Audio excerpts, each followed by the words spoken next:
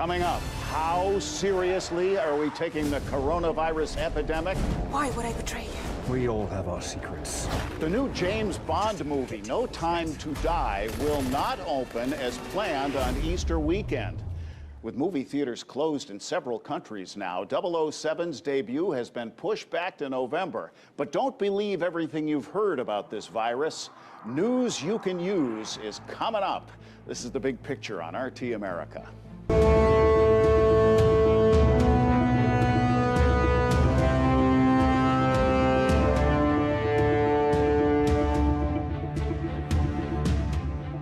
Amazon has taken down listings for some third-party products claiming to help users avoid coronavirus infection. One surgical face mask manufacturer was delisted for making what Amazon called unapproved medical marketing claims. But hey, why all the fuss? Rush Limbaugh assures gullible listeners that it's nothing more than the common cold and that the coronavirus is being weaponized to bring down Donald Trump.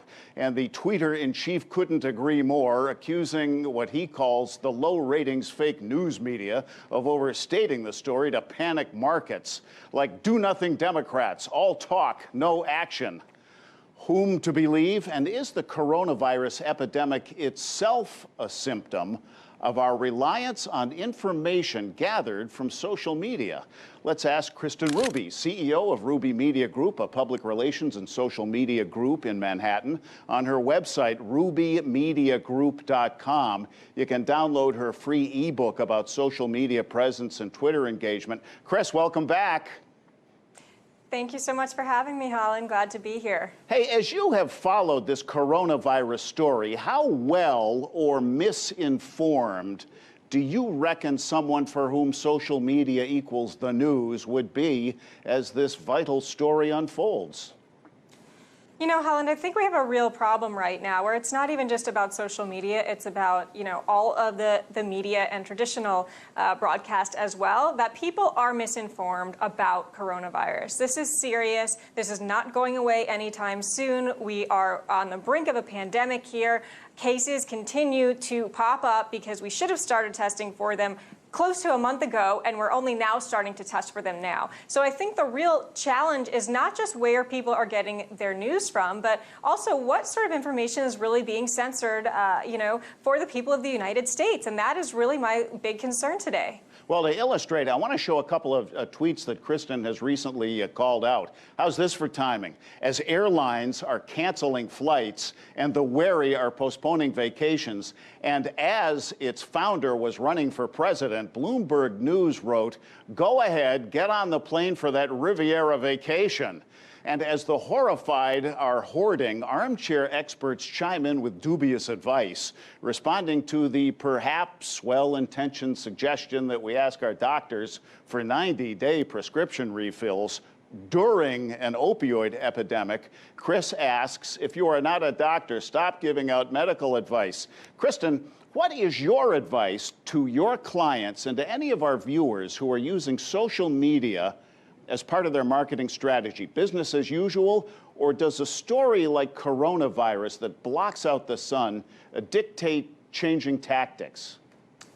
Coronavirus is dictating changing all tactics right now across the board in terms of any traditional marketing campaigns or public relations campaigns, and even a brand social media strategy. So this is not the time for cheap marketing ploys or to try and profit off of coronavirus or to price gouge or do any of the other tactics we're seeing companies try and do. You really want to change what you're doing to account for what's going on in the world. And again, this is very scary. And I don't mean to instill fear in the viewers, but things are going to get worse before they get better here. And so I think any social media manager or agency really needs to take that into account and not just keep marketing the way they've been marketing. If you have scheduled tweets, turn them off and revise your marketing communications plan for a coronavirus marketing strategy. Turning off the scheduled tweets is advice I've heard from other pals who do what you do.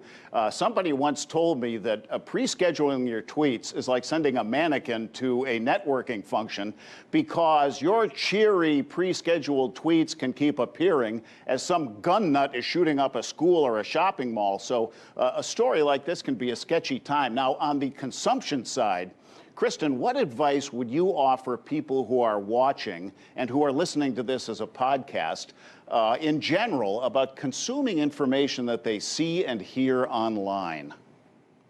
I think you always want to make sure that anything has been peer-reviewed or is coming from a medical professional, ideally, or from a larger health organization where there is some trust that is instilled in that. Again, I can't recommend enough the imperativeness of fact-checking things. I also think that as media outlets, we want to make sure that certain imagery actually goes with the story that we're talking about. For example, I'm a Westchester County resident.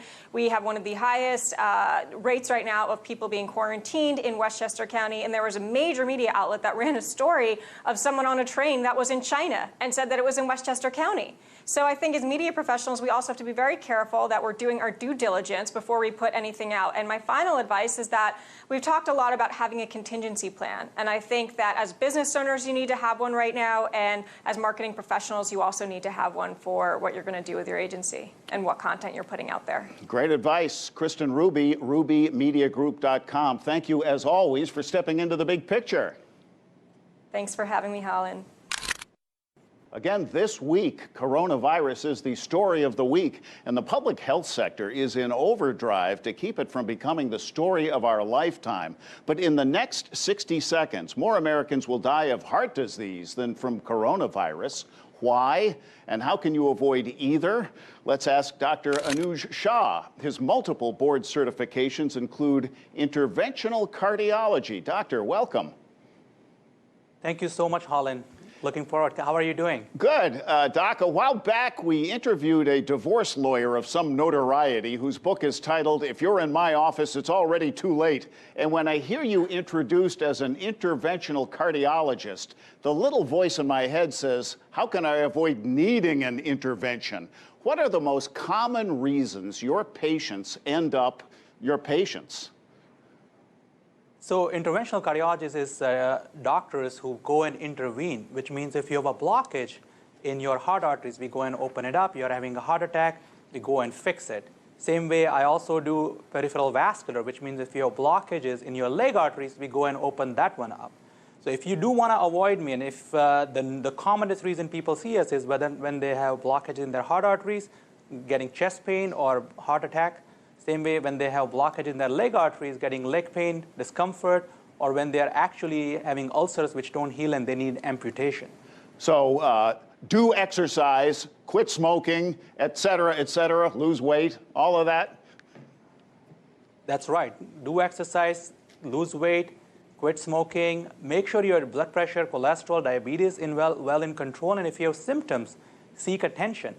Peripheral arterial disease or leg blockage is a very, very serious problem. We always say legs are the window to the heart. Oftentimes, patients don't realize it. Patients ignore it. Doctors ignore it. Don't ignore it. Having amputation is a pretty bad problem. People's lifestyle completely change. But not only that, people who have blockages in the leg arteries are the same folks who have risk of heart attack and risk of stroke. So seek attention, seek early treatment before it's too late. Hey, settle a bet for me. In one ear, I'm hearing, avoid chocolate, it's sugar, it'll make you fat, you'll get diabetes. In the other ear, I've heard that chocolate is good, and lately somebody told me that cocoa can actually help my heart. Who's right?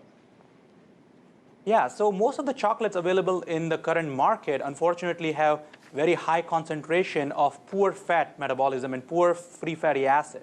Having said that, the really bitter or the dark chocolates, which has very high concentration of cocoa, is now lately we are finding that it actually helps with blockage formation, and especially when people have peripheral arterial disease, it improves their walking distance. So up to 3 to 4 drinks of really bitter, dark, hot chocolate can actually be helpful with a lot of cocoa in it. Memo to the Easter Bunny. Now, about coronavirus, as I've read up on this, I spotted a bulletin from the American College of Cardiology, and my layman's reading surmises that patients with cardiovascular issues could be at increased risk of coronavirus. Have I got that right? And are these folks similarly at risk to flu? Yes, absolutely. So to me, it's very surprising that nobody's talking about it. And we hear about coronavirus and in unfortunate death and demise from it. But I haven't heard anybody talking about it enough that people who have cardiovascular disease are the people who are actually at very high risk of potentially dying from coronavirus. As a matter of fact, there are studies quoting that 40 to 50% of people who ended up dying from coronavirus had some kind of cardiovascular risk factors. They had low immunity because they had diabetes, hypertension, high cholesterol, and they had underlying cardiac disease.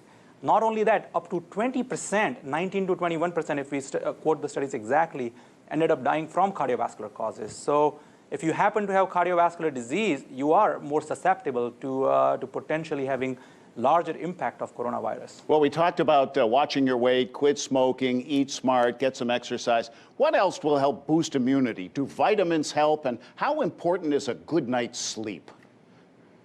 Yes, sleep is very underrated. Sleep, along with other things, as you mentioned, diet, exercise, quitting smoking, and also paying attention to sleep is very important.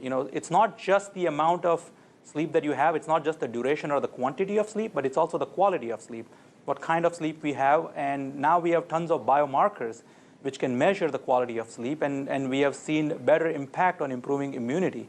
Same way, practices like gratitude, meditation, those things have also led to increased immunity as well.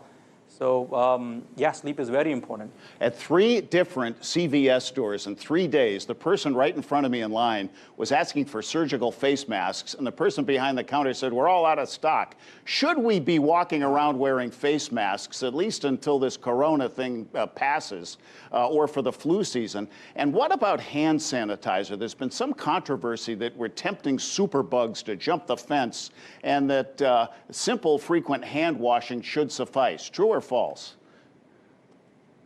Partially true. So I think the importance of hand sanitization and face masks cannot be more important than ever before right now with the coronavirus ongoing.